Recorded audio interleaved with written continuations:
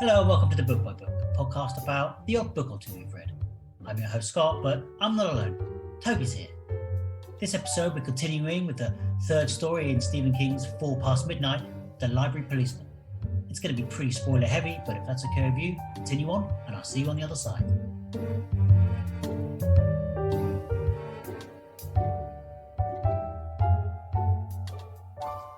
The Library Policeman. I finally finished it. Which is part 3 in a series of short stories he did for this 4 Past Midnight book, released in 1990. Yep. So the ones we've read so far were, for those that haven't seen the other episodes, just in case, with the Langoliers, Secret Garden, Secret Window, and then this one, which is the Library Police, and then at some point this year, Sundog, which is the 4th one. I think Sundog is the shortest one, or maybe Secret Window is the shortest one. This one felt long. Yeah, it did feel long. It did feel. What were your first impressions before you read it, just going in? I didn't know anything about it going into it. I'd not read anything about it. I didn't know what it was about. Literally zero idea. Based on what I'd read for the Langoliers and the Secret Garden, I'd hoped it would be a bit more horror than those two, because Secret Garden was more of a thriller, less of a horror, and Langoliers was sci-fi-esque with elements of horror. But I wanted a straight up, flat out horror, and I feel I got that with this. Mm-hmm. This was as old school horror as I'd read in a long time. Okay, yeah, especially in that King world, I suppose. Yeah, but there's some interesting topics of discussion, I think, about this story, and the accusations that a lot of people have labelled Stephen King as being a hack, as in somebody that takes stuff that has been written before and makes it, rejigs it and makes it his own, uses and treads familiar ground, tropes and all of that sort of thing. And I think The Library Policeman is a very strong case for that. Okay, well, this one also deals with some pretty heavy stuff, which is pop up in King, but I guess we should give a little warning. There is graphic material, some hard-hitting sexual abuse in this. Yes. So, do you want to run us through the plot fairly briefly? Go for it. You're a good plot runner. Okay. Well, I finished this a while ago. Oh yeah, no, sorry. Yeah, that's the point. I'll do it. I'll do it if you want. So we meet this. So it's. We probably started it about the same time, but you finished it ages. It took me ages. But the beginning, I don't really remember the beginning. How much of the beginning, because I just found it boring. Yeah. So we meet Sam Peebles. Yep, Sam Peebles. Yeah. So he has to do a speech. Yes, it's sort of like it's like a Rotary business thing, and he has to talk about the small businesses and how they benefit towns, like the town that they're in, especially in Middle America as well, where and especially in those times, like when those towns are on the way out and dying quite dramatically. So he has to do a speech, and he's done it, and he's pretty happy with it. He runs it past a couple of people, doesn't he? Do you remember her name? Naomi. No, right. So she gives him 2 suggestions to just pep up his speech. Mm-hmm. They are sort of, one is a quotes. The other one's poetry. Okay, poetry, right, yeah. And she just thinks if he gives these a little read, he can sort of pep up his speech. Yeah. So he goes to the library. Library. He picks up some licorice, right? Do you remember where that comes from? The licorice. He doesn't pick up the licorice at the beginning of the book, but he does at the end.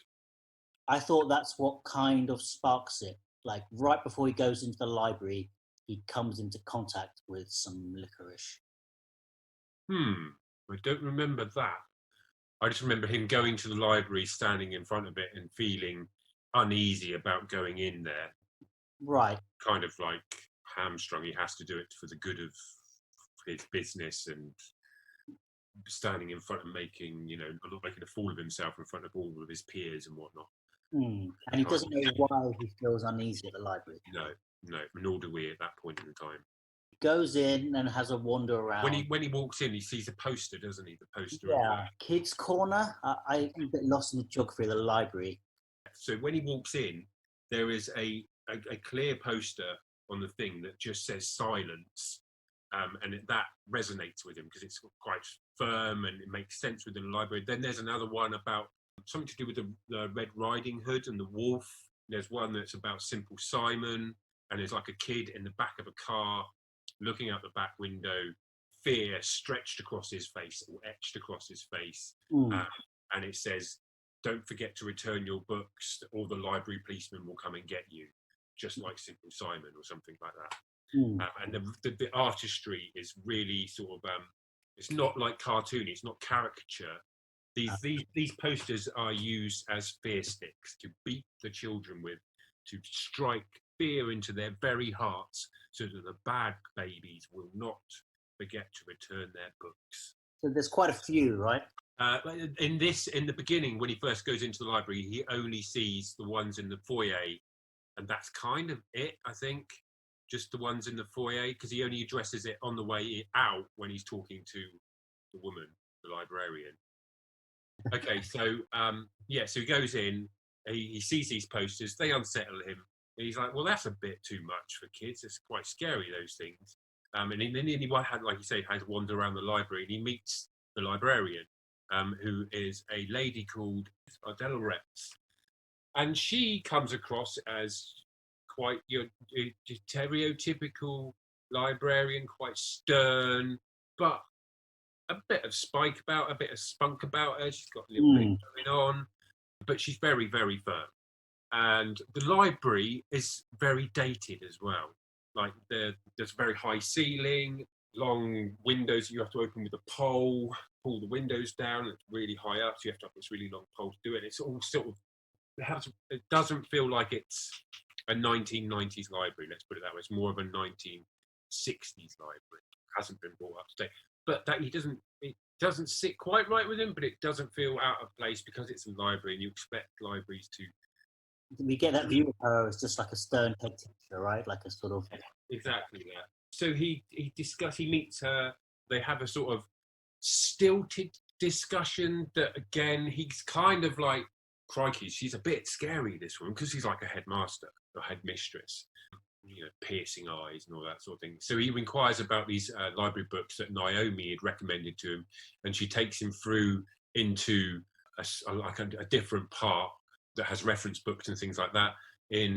Finds the books, he hires them, and she, stamps a book, stamps his card, gives him the card, gives him the books, and then sort of shows him out the library.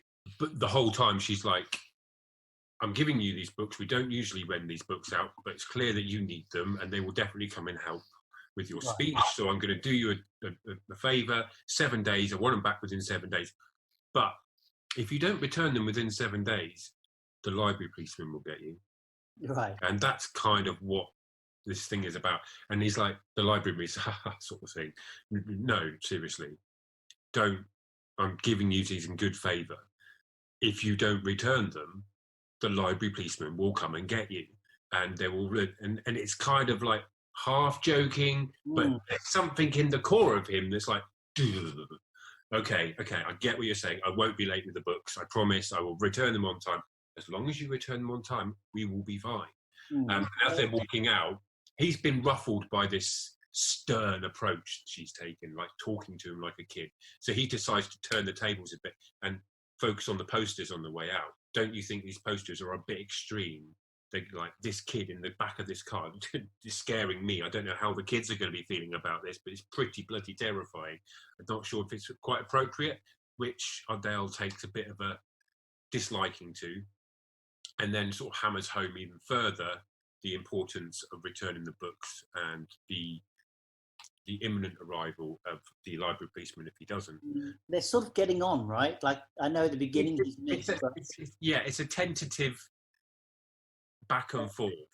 He knows that if he pushes any further, she'll snap. She'll say something, or she'll take the books away, or she'll just, it could go wrong at any point. So it's a very sort of interaction.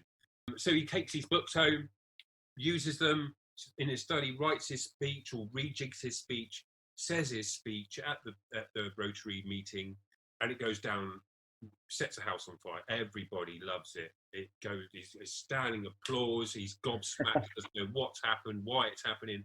The people coming up to him afterwards. He goes home. There's messages. He wakes up in the morning. There's even more messages on his answer phone saying how much they really love the speech. Business goes up as well.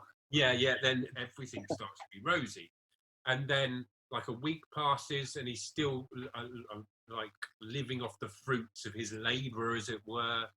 He basically has a cleaner and somebody who comes and collects the recycling. He brought the books back and he just put them on the top of this box. And then the recycling guy came along and picked up the box and went off to the pulp machine. After a week and 2 days goes past, or a week and something days goes past, there's a message, and it's from the library lady, Adele, saying, your books are late, you need to return them, I will give you 24 hours, otherwise the library policeman will come by. And then he's like, oh no, I'm an idiot, I'm sorry. He goes, I'll sort it out now. And then he starts to look for the books and he can't find them. So he starts to panic. And then he goes back to the library to apologise and pay the fine. And when he steps into the library is completely different. It's no longer looks like it was in the 1960s or 1950s or 40s, whenever. It's been renovated. The ceiling that was really high that needed the poles to get the windows open is now been suspended, so it's a much lower ceiling to keep heat in. The stocks and the shelves, all the posters are gone. It looks much more friendly and inviting. And there's two middle-aged, sort of early teen students working the desk. And he goes in and asks for Adele. And they're like, I'm sorry, I don't know who you're talking about. And he goes, well, the lady that was here last weekend who gave me these books I've lost. And they were like, I'm sorry, but we don't know who you're talking about. He goes, well, it's the manager here. He goes, no, that's Mr. Price. And he doesn't currently, he's away at the moment. I think he's on holiday or something like that. But he'll be back Monday, if you want to come by then and talk to him. And this unsettles him a bit, because everybody is just completely denying this woman has anything to do with the library. And the fact that everything in the library's changed so dramatically is also not sitting well with it. But he kind of reasons it. It's like, it's feasible that these renovations have been done in a week, and it's feasible that these posters were taken down, and it's feasible that these two people don't know who this woman is. Maybe they just never came into contact or anything. So he makes excuses, but it never sits quite right. And then I think he makes a phone call to a few people asking about this Adele, and their reactions are quite strong and like, how dare you talk about that woman? Nobody talks about that woman in this town. Shut up, don't want to hear about her. And then hanging up on him and that sort of thing. And one of the people he talks to is, I believe it's Naomi's mother.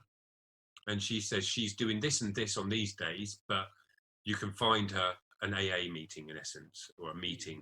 So he goes to find her and have a conversation with her about this woman, because she's the one that sort of pushed her in the direction of the library, or him in the direction of the library. And then he meets Dave, who's the drunk. He's part of the AA meetings with Naomi, who is also a recovering alcoholic.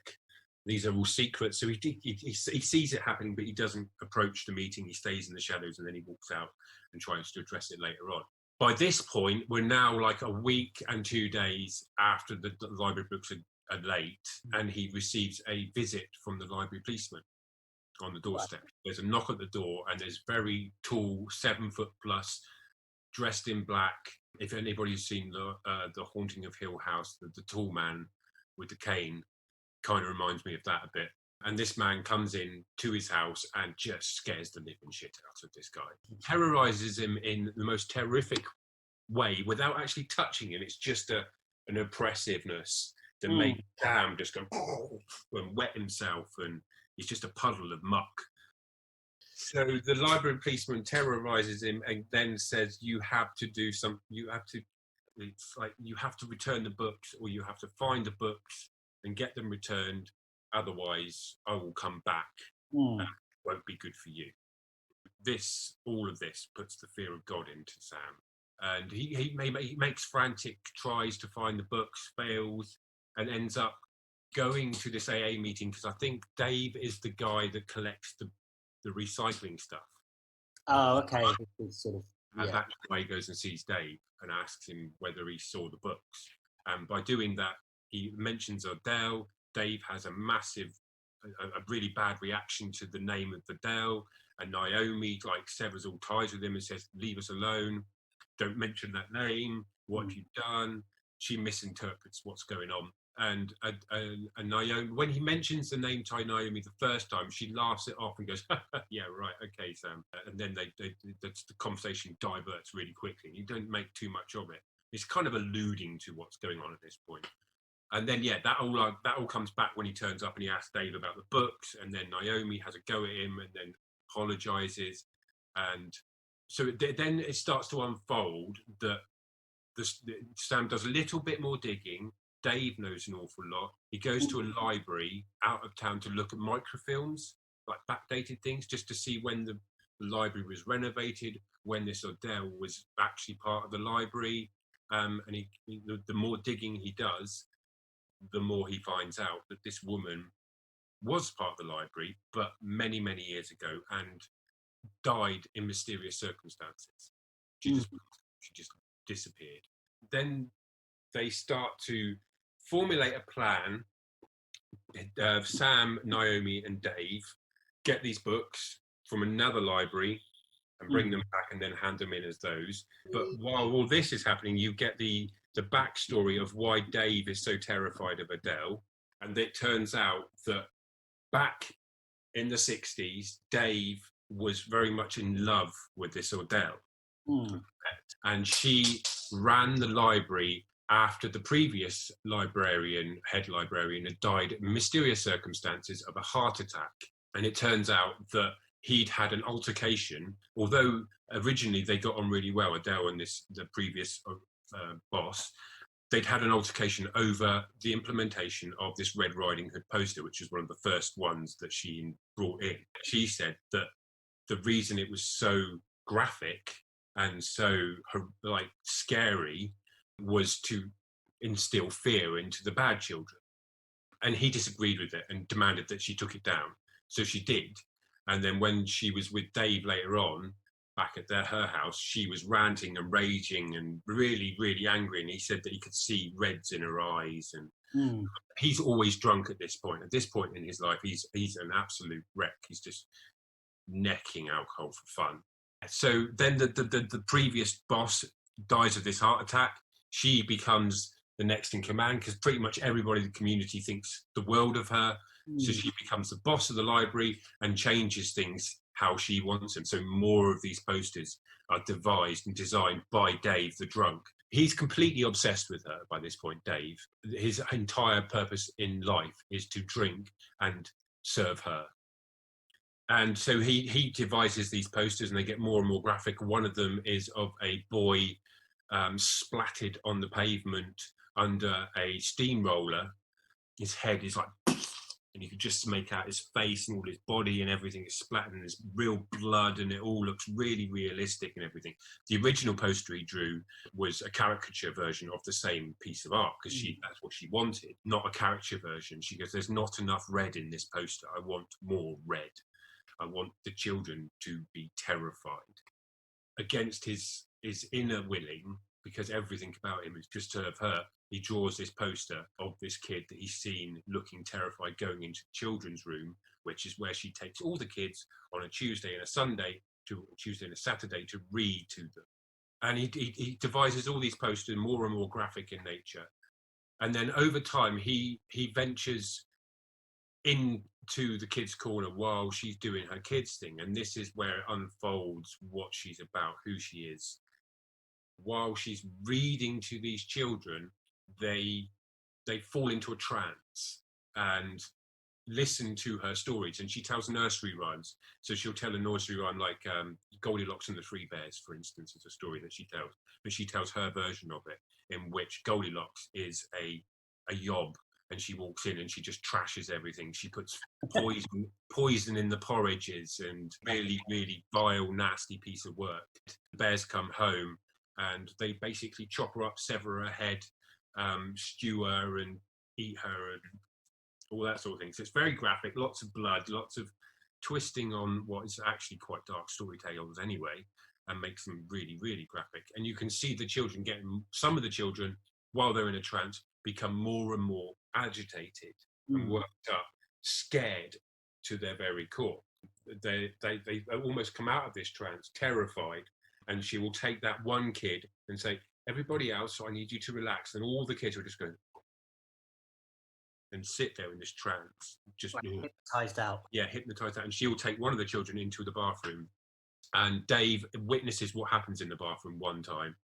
Her face changes into like a big leech type sucking funnel, and she sucks the very what's called special tears, but actually it's like almost a personification of fear that weeps out of the eyes like mucus stroke brain matter, and she sucks it out of the eyes of the children, the very fear out of them, and feeds off that. And then once all the fear has been fed off, she takes the children back in, and they're all happy and Larry, and she's like, okay, good kids, who wants to finish the story? Johnny wants us to finish the story, don't you, Johnny? Yes, miss, I really do. And then she'll finish the tale, and then kids corner will be over. It's an hour long, but the kids come out of these trances and they don't really remember what's happened or what they've just been through. They just know that something good's happened and they've had a good time, and Adele's the best lady in the world. Dave witnesses this, but because, again, he's besotted in a trance and can't stop himself, he just has no control over his will, and just lets it happen. Does it talk about how he can sneak in undetected? Is he just sort of hazy? And yeah, she trusts him at this point completely. I think they alludes to the fact that she's been around for a very, very, very long time, and that she's been lonely, and she's taken a liking to him and wants him to stay around and be with her. So it then turns out, and anybody that's read any of other Stephen King's stories, you'll see familiarities in what happens next, in that every so often this Miss Ordell, or whatever she is, leech-sucking fear thing, has to sleep to regenerate, in essence. And to do that, she needs to take 2 children, and she wants Dave to join her, so Dave has to take a child as well. Dave is tasked with killing the only other person in the town that suddenly developed a sense that something's not quite right with her, and that is the detective John Powers. His surname is definitely Powers, and he has a daughter who is part of this reading group. And over time, he looked at his daughter and said, there's something missing. There's something different about her. Every time she comes out of that library, there's something like a little bit more of her is missing. He can't quite put his finger on it. So he swings past the library and starts asking Adele questions about where she's come from, what's her history, and that unsettles her. She's already knows that time's coming to an end and she has to go into hibernation. And now this cop has come along and is threatening to usurp all of that and make a mess of everything. So she has to do something. She decides that Dave has to kill John Powers' daughter while she kills these other 2 kids, and then they will go and do whatever it is that she does for however long she does it together, and then they'll come back and they can repeat in a different town. This story is being told to Naomi and Sam by Dave when they start to formulate a plan to get the library books and try and stop whatever's going to happen. Yeah, back in the 90s time, there's an elaborate plan where I guess pre-Amazon, they find a copy of each of the books for sale. Yeah. Like any other state. So they literally have to book flights and get in and out. They get the 2 books, they fly back. So what happens in the past with Dave having to kill the little girl and the librarian Adele killing the other 2 kids, Dave, at the very last minute, the internal voice conquers the fear and the obsession, and he picks up the phone and phones John Powers and says, get your daughter out of town now, something bad's about to happen, and then puts the phone down, and that kicks everything into gear. He then goes and hides because he's scared that Adele will find him. Drunk, right? And then and he falls asleep for 3 days, and when he wakes up, Adele has disappeared. 2 kids have been killed, but are missing. John Powers has died suspiciously of a heart attack, but his daughter's still alive. Like the town just thinks he's had a heart attack, but obviously he knows more. Yeah. So Dave recovers from his 2-day-long sleep. He knows that Adele's gone because he can feel that Paul is no longer there, but knows that she's not gone, she's just gone. And then he stays sober for the next 30 years, and that's where we meet him with Sam and Naomi. And then he never tells anybody this story until the point where he tells these two. So he has this suppressed memory that manifests itself as his library policeman, but they need him to remember who his library policeman is, or this suppressed memory, what it is. During the flight back from getting the library books, he falls into a deep sleep and remembers what this suppressed memory is. As a kid, he was late with some library books, and he was returning the library books for his mum, giving him £1, and on the way, he knows that the fine is 90 shillings, so he spends 10 shillings on some red licorice. And this becomes a prominent thing throughout the story, but this is the roots of where it is. And he loved red licorice at this point. And when he gets to the library to return the books, he meets a man on the steps wearing some black brown shades, and who introduced himself as a library policeman. Are your books late? Yes. I'll need you to come with me. The fear starts. He's 11 years old at this point. He's chewing on his red licorice. So he's got and this guy has the list. Yeah, this guy has the list. You have to come with me. And he takes him round the side of the library and then pushes him into the bushes and proceeds to basically rape him. Pretty graphically written. It's a hard scene. This book took another left turn. Yeah, exceedingly dark section in the book. So he is raped by this man in the bushes around the side of the library, and he's told if he tells anybody, the library policeman will come and get him. They're always watching. They will always be watching. He leaves that. He never ever touches red licorice again.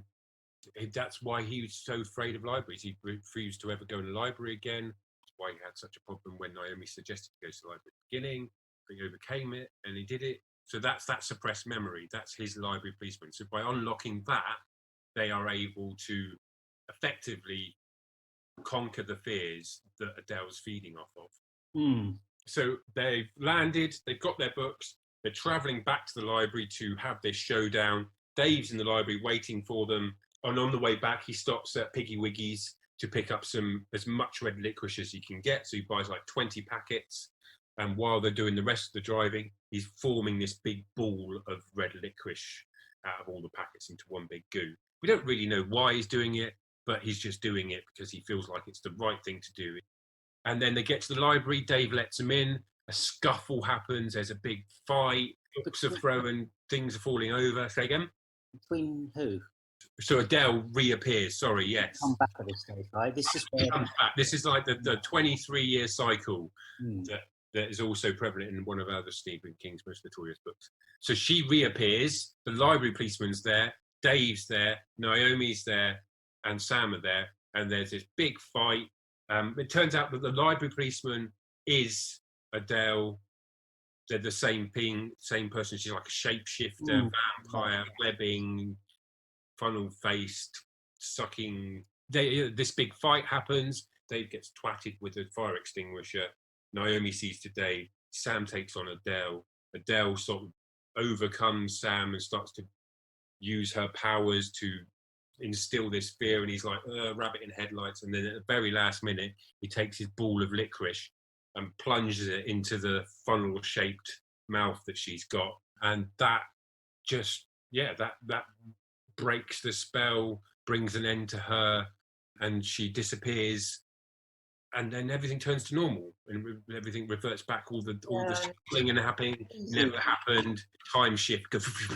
Then we skip a little bit later on. Dave obviously has died during this fight, and they're at his funeral. And Naomi's not. Is that the funeral? She's not around. Sam finds her, and he's still got a bit of licorice.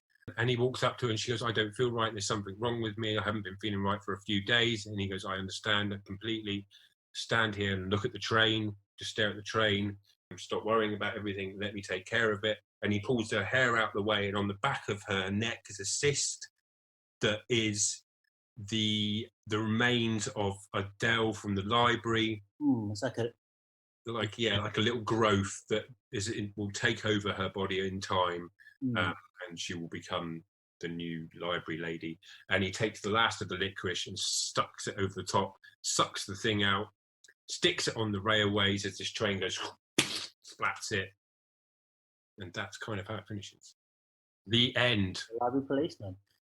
Oof, yeah, it was. That's what it was, huh? That's basically, there isn't much else to explain in that. I don't think I missed anything out. There's a couple of bits of like subplot stuff, but so. What are your first thoughts on finishing? You finished this morning, right? Yeah. So, like I said, it took me a very long time to get going with it because the beginning just it doesn't go anywhere, doesn't do anything. It just talks about this trapeze artist, and then this talk, and then the library. Once we get to the library, it started to pick up a bit. Like my interest went, "Ooh, okay, this could be quite good." And then there was another lull, and then it got good, and then it stayed quite good. I thought I liked the fact that it was a good old-fashioned haunted house horror yarn. It's what I found difficult with it is that it just felt like a lot, like I said at the beginning, the accusations of being a hack or of reusing material, and he's notorious for reusing his own material or rejigging his own material. So there was times in this when I was like, this is basically, is this in any way tied to it? Is this in any way tied to The Outsider? Is this in any way tied to like, there were so many things that felt like they were somewhere else. Like the whole idea of Adele feeding off the fear of children is in Dr. Sleep. The sleeping period where she wakes up, that's it. She feels like an outsider, or she is like an outsider. There's lots of that sort of thing going on. So there was a lot of, this is familiar, this is familiar, this is familiar. Do you think it was intended to be a full-length novel? Like, do you feel like it could have been longer and its own thing and dealt with a lot of the stories that he would come back? It wasn't longer. Then again, it didn't quite have the legs. It was almost a bit too long as it was. Yeah, you could have done without some of the sections. Like the beginning section was, I really struggled with that bit. I just couldn't get into it. I mean, I guess it's just the pacing, right? You can't just have a story that is like, I'm in the library and I'm freaking out. Oh God, she's a monster. Yeah. Time to build, right? Yeah, exactly. It did feel like a. What did you think? I'm all over the place with this. I sort of quite liked it and was irritated and bored by it simultaneously. See how I felt? I was just like, oh, for God's sake, get on with it. But then it wasn't even the bits where I was saying that. They weren't even that long. They were like 2 pages long or 3 pages, but they just felt like boring. Yeah, and correct me if I'm wrong, back in time when she's with Dave, we follow him and he's not where the action is, and he blacks out. Mm-hmm. And it felt like, can we see that action? Mm-hmm. I don't know why that's sort of done that way. Yeah. And not... Going back to the familiarity stuff, In the Tall Grass. Have you seen that yet? I've seen the film, yes. I haven't read the book. There's a whole section where he's chasing her, Dave is chasing Adele in a cornfield, and he's like going down a row, and she's right in front of him, and steps to the next row, he steps to the next row, she's disappeared, but he can hear her five rows over, and he's like, how the hell did you get from there to there so quickly? That is literally In the Tall Grass. Right, yeah. That whole section is In the Tall Grass. You can see where In the Tall Grass came from as an inspiration. You can almost see where it came from as an inspiration, where Salem's Lot came from as an inspiration. All these things, this feels like an amalgamation of every other story he's ever written. Yeah, I mean, it almost feels like a tester. I'm just testing out these ideas to see what I like and what takes. I don't know. Kind of was interesting that she turned out to be the vampiric monster, but I didn't feel like I was prepared for that. I mean, I guess it was nice for it to take a sharp turn because it was kind of slow and dull, but I don't know. It's a hard one, isn't it? It is a hard one. Because at times I was like, oh, this is quite unsettling. And like when the library stuff kicked in, I was like, oh, this is good. Like it felt restrained in all the wrong places, I suppose. Yeah. Which is nothing to say. There's an intro in my version, and he talks about how his he just asks his son what he's doing, and his son said, "I need some money for books," and he said like, just rent it from the library, and his son made a joke about the library policeman, and that's kind of where the idea came from. With that intro, I guess it kind of changes a little about what the themes would be if I didn't know that. The whole, I guess, not fear of authority. I guess you could argue it's fears for his son. I don't know if that's just reaching, but that, I don't know, that abuse of power, and isn't a policeman, but that's sort of mixed themes, because as far as the kid is concerned, he is. Yeah, innocent and naivety of trust that the young will put in adult instantly without any question. Kind of taps into that, and how that can be subverted and isn't. There are people out there that are just plain straight up evil. Yeah, shouldn't be trusted. And it's funny, I guess I didn't pick up on some of how he does tease in like when he's in the library, and I was sure he came into contact with some licorice right before he goes into the library, which is what kind of sets it off. But I might be wrong. He knows something isn't right, but the first thing he sees is a big thing saying silence, like you said, and that kind of plays in. Yeah. He didn't speak out, like the man said, "Don't tell anyone." The drunks are very prevalent in a lot of Stephen King's books. That's kind of the most bittersweet part of it, was just like the guy had no real, in his eyes, had no redemption. He was like, "I've been a drunk this long." All of his friends no longer recognize him. I mean, he was, kind of part of it, but when he turned around when he was young and called the police and tried to do the right thing, it didn't relieve him of any guilt. His life was wrecked afterwards. Yeah. And then, I don't know, to know that 30 years passed and he didn't really pick up, he just sort of struggled through. It's a kind of sad part of the story. Did you pick, like, early on, there's this weird reference to himself when he's in the library, and he's just sort of, "What kind of books do you read?"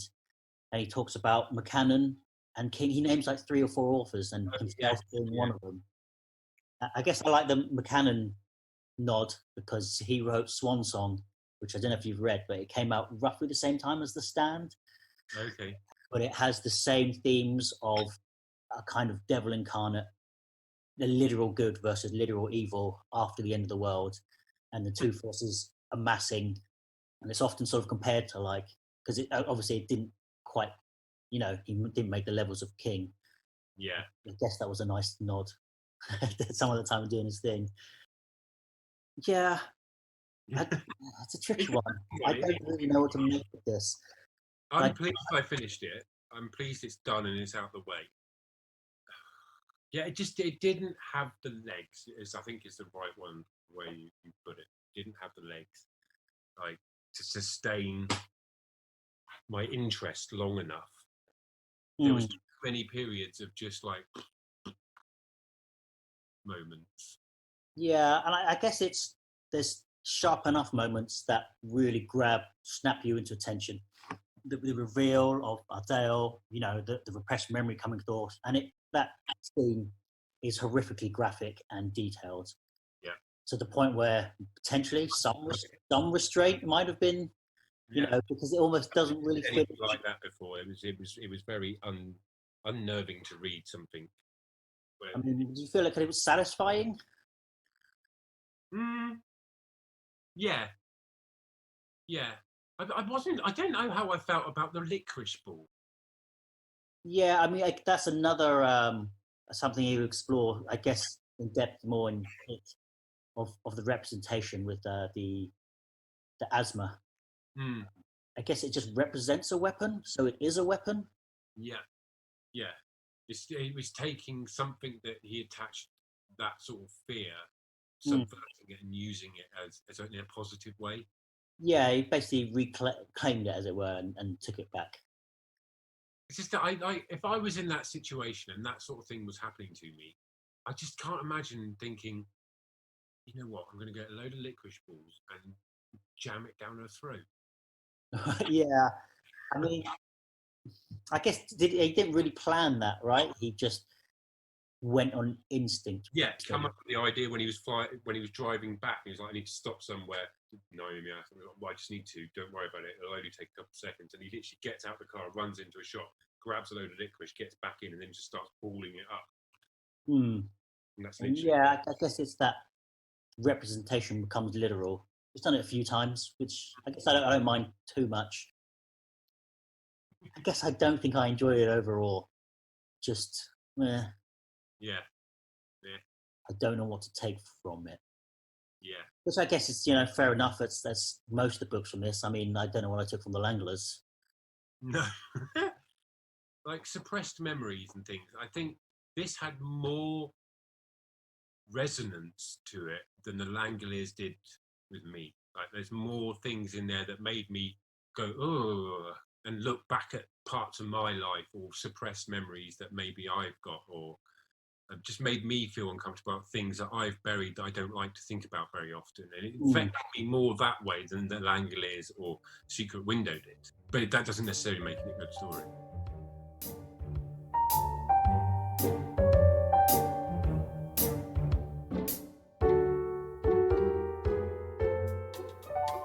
Hey, we're going to wrap it up around there. I want to thank you for listening and hope you enjoyed. Like and subscribe if you did, and I hope to see you again next episode. Until then, support your local bookstores and have a great day.